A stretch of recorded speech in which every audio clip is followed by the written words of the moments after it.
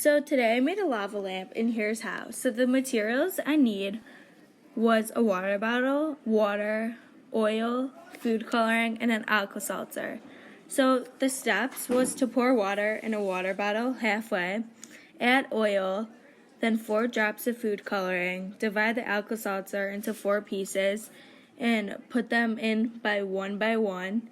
It created a heterogeneous mixture, and it was a chemical reaction.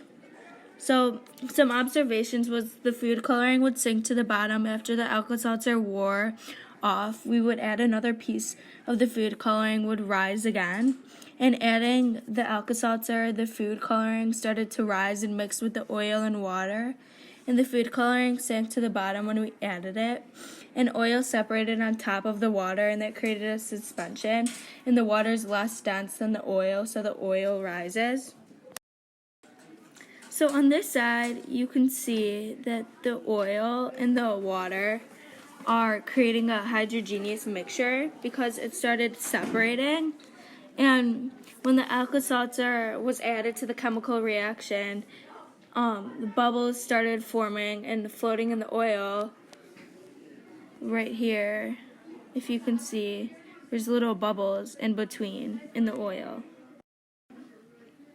So before, the water was a liquid and it was colorless, and the food coloring was also a liquid, but it was blue.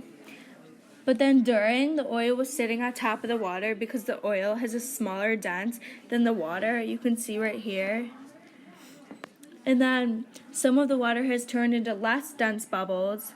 You can see right there, there's like bubbles in the oil. And then the Alka-Seltzer sinks to the bottom because it's more dense to the water and it dissolves quickly.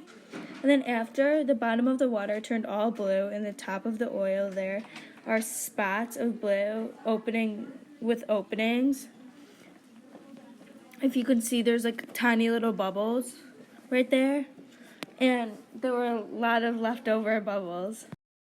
So overall, this lab was talking about mixtures, pure substance, a homogeneous mixture, a heterogeneous mixture, solutions, solutes, density, chemical change and physical properties and chemical properties, gas, solid, liquid, compounds, molecules, elements, and many more.